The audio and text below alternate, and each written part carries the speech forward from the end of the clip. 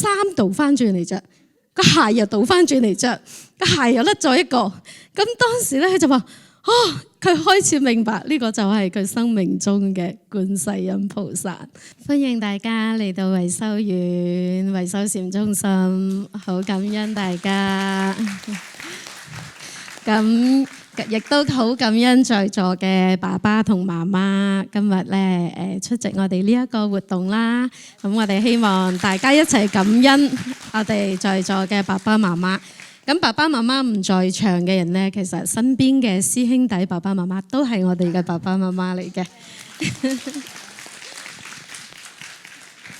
咁咧今日咁開心就唔好聽太多好悶嘅嘢啦。咁我講下古仔俾你哋聽好嘛？同媽媽有關嘅一個古仔，一個故事。咁話說咧，好耐之前咧，就喺中國有一個人咧，佢係好敏感、好大脾氣嘅一個屠夫嚟嘅。咁咧又好冇耐性嘅。咁有一日咧，佢就聽人講咧，普陀山咧，觀世音菩薩咧好靚嘅喎。咁所以咧，佢就同啲朋友一齊咧就出發啦，就去普陀山。聽聞咁容易見到咁靚，不如我都去試下啦，係咪？咁有菩薩加持啦嘛。咁所以咧，佢就跟咗朋友一齊咧，就去咗普陀山啦。咁去完幾日之後咧，就嚟要翻啦喎，第二日。咁佢就聽到身邊啲朋友講：我尋日見到啊，我見到啊！咁個個都話見到啊，見到，但係佢自己就冇見到喎。咁呢個人咧，於是咧，佢又開始問啦，係咪？點解人人見到，得我一個見唔到咧？咁佢就有少少唔開心啦。咁佢就喺個佛典嗰度咧，咁啊見到一個出家人喎。咁咧，佢就問佢：阿老和尚，係嘛？又話你哋呢度觀世音菩薩好靚嘅。又話可以見到觀世音菩薩嘅，點解我見唔到㗎？咁佢就咁樣去質問嗰個法師啦。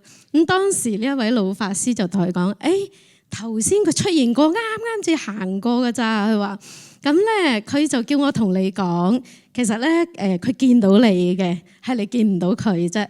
咁咧，如果你想見到佢咧，係點咧？你就翻屋企，佢喺屋企等你。因為頭先你見唔到，你錯過咗啦，所以你就要翻屋企咧，你就會見到佢啊。咁就話翻屋企會見到佢。咁咧佢就話咁我從來未見過喎。頭先出現喺我面前嘅人冇一個人似菩薩嘅。咁不如你話俾我聽，佢係咩樣嘅？咁咧就預防我之後咧，我又唔認得佢。咁咧呢個老和尚就同佢講啦。呢個人咧，呢個菩薩咧，佢係咧個衫咧倒翻轉嚟着嘅，個鞋咧都係倒翻轉嚟着嘅，着一個鞋嘅啫。咁佢就話：咁特別嘅裝扮，好啊。咁佢就聽咗，就記低呢個特徵啦。咁就漏夜咧，就唔等朋友咯，就趕路翻屋企咯。咁所以咧，佢就俾佢自己嘅朋友咧早咗翻屋企嘅。於是咧，佢就翻到屋企咧，咁佢就拍門咯。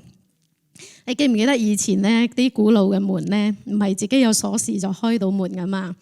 我馬來西亞我老家都係，我記得我哥哥咧，如果夜翻咧，一定阿媽會知嘅。點解咧？就算唔閂門咧，你一推開嗰個木門就好大聲噶啦嘛。咁咧，佢當時我哋呢度維修禪中心以前嘅門都係噶，後邊有兩個閂噶。兩個木塞住，你出邊鎖匙係開唔到，喺度拍門咯，拍到好大聲。咁阿媽就聽，又話聽日翻嚟，咁點解咁早今晚就翻到嚟嘅？咁咧就於是咧就手忙腳亂咧，個衫又倒翻轉嚟着，個鞋又倒翻轉咗嚟着。咁啊有一隻鞋又甩咗，咁啊近住咁啊去開門，好緊張咁樣開門。咁啊開門嘅時候一睇，衫倒翻轉嚟着。個鞋又倒翻轉嚟着，個鞋又甩咗一個。咁當時咧，佢就話：佢開始明白呢個就係佢生命中嘅觀世音菩薩。大家贊唔贊成啊？好多時候喺我哋嘅生命裏邊咧，媽媽同爸爸真係我哋生命裏邊最大嘅菩薩嚟嘅，係嘛？佢有啲咩事嘅時候咧，佢就第一個出現喺你身邊，佢會第一個無條件地去幫你，去教你。咁但係屋企裏邊呢一尊菩薩咧，佢唔係金色嘅，佢係肉色嘅。咁亦都咧，佢唔係攞住個淨瓶嘅，好似你見唔見到我哋金色嘅觀世音菩薩？佢唔係攞淨瓶嘅，佢係斟茶遞水嘅，係嘛？咁佢嘅衫褲嗰啲咧，都係同我哋平時着嘅衫咁嘅。咁所以如果你有慧眼咧，你就會認得你屋企嗰尊菩薩。咁今日好開心，又帶爸爸媽媽上嚟嘅一啲師兄弟啦。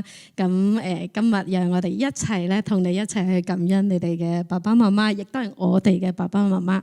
咁我好想咧，送崇山禪師嘅一首詩咧俾大家。咁佢講咩咧？天空就係我嘅父親，大地就係我嘅母親，山同水就係我嘅姐弟，來去嘅白雲呢就係我嘅朋友，我嘅父母，我嘅家人，朋友都係同一個根。如果你淨得呢一樣嘢呢，咁整個宇宙都係屬於你嘅。咁咧，我希望大家咧進入天空，喺山上進入個大地，進入所有嘅來去嘅白雲，所有嘅清風，然後將整個宇宙咧帶翻去你屋企，咁咧去同你屋企菩薩咧一齊過呢個感恩嘅日子。好，感恩大家。